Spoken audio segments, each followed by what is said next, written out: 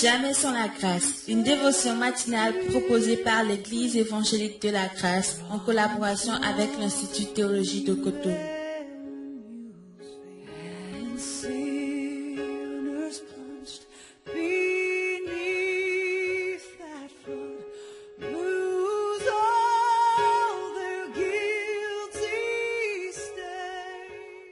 Bonjour chers amis, chers internautes, nouvelle journée, nouvelle provision, bienvenue dans votre dévotion de ce matin. Seigneur, merci vraiment pour ta présence, comme David le dit, 1 heure dans tes parvis vaut mieux que 1000 ailleurs. Et le meilleur moment de notre journée, c'est ce que nous passons à tes pieds maintenant. Merci de faire de cette dévotion, comme on te le demande, une provision pour nous dans cette journée, en ton nom précieux Jésus. Amen. Amen. Ok, donc hier nous avions vu une pensée très intéressante dans Hébreux chapitre 10, le verset 10, et que je vous lire encore ce matin où il est écrit. C'est en vertu de cette volonté que nous sommes sanctifiés par l'offrande du corps de Jésus-Christ une fois pour toutes.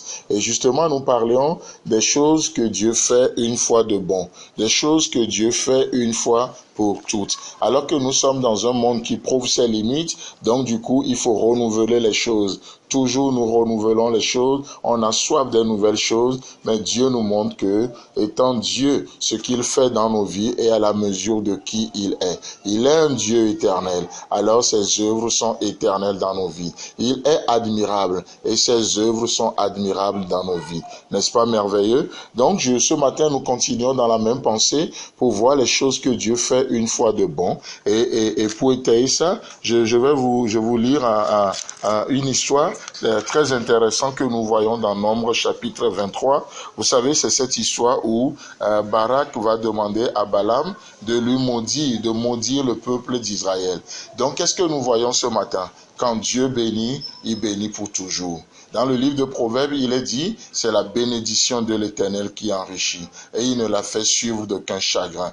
La bénédiction de Dieu, c'est ce qui nous bénit. Et donc, dans Nombre chapitre 23, à partir du verset 19, il est écrit ceci. Dieu n'est point un homme pour mentir, ni fils d'un homme pour se repentir. Ce qu'il a dit ne le fera-t-il pas? Ce qu'il a déclaré ne l'exécutera-t-il pas? Le verset 20. Voici, j'ai reçu l'ordre de bénir. Il a béni, je ne le révoquerai point.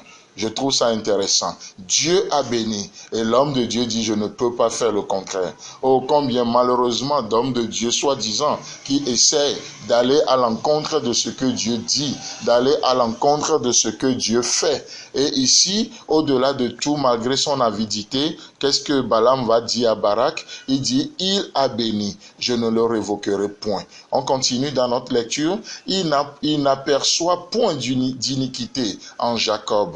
Il ne voit point d'injustice en Israël. Chers amis, chers internautes, comment vous voyez ce matin? Je ne sais pas comment vous voyez, mais je sais comment Dieu lui te voit. Je sais comment Dieu lui nous voit. Et c'est le témoignage là que Balaam donne ici.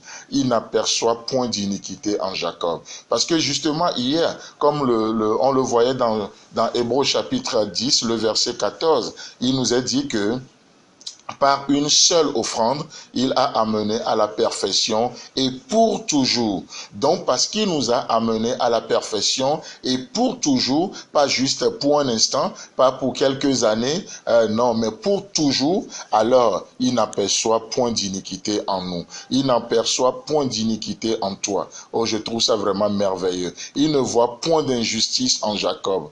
L'Éternel, son Dieu, est avec lui. Alléluia. L'Éternel, son Dieu est avec lui. Il est son roi, l'objet de son allégresse. Oh, c'est tellement beau, c'est tellement beau. J'aimerais juste que ce matin, nous prenions conscience du privilège qui est le nôtre, le privilège de porter le nom de Dieu, le privilège d'être le champ dans lequel l'Éternel investit, le privilège qui est d'être ce poème que Dieu écrit, le privilège qui est d'être cet ouvrage que Dieu est en train d'écrire. Il est dit, l'Éternel, son Dieu, est avec lui. Il est son roi, l'objet de son allégresse. Le verset 22 nous dit, Dieu les a fait sortir d'Égypte et il est pour eux comme la vigueur du buffle. Et qu'est-ce qui se passe? L'enchantement ne peut rien contre Jacob, ni la divination contre Israël. Au temps marqué, il sera dit à Jacob et à Israël: quelle est l'œuvre de Dieu? Chers amis, chers internautes, Dieu fait une œuvre dans nos vies. Dieu bénit et personne ne peut maudire. La Bible nous dit que les appels et les dons de Dieu sont irrévocables. On a vu Dieu nous a donné son Fils. Dieu nous a donné son Fils. Le Père nous a donné son Fils et c'est irrévocable. Le Fils nous donne le Saint-Esprit et le Saint-Esprit habite éternellement avec nous. C'est irrévocable. Le Saint-Esprit nous donne naissance à l'Église. C'est irrévocable.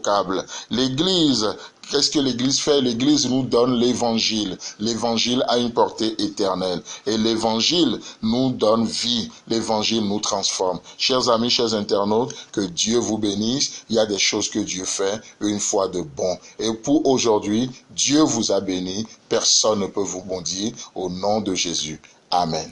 C'est tout le temps que nous avons. Si vous avez aimé cette dévotion, parlez-en à vos amis. Parlez-leur du message de la grâce et de ce qu'il fait dans vous.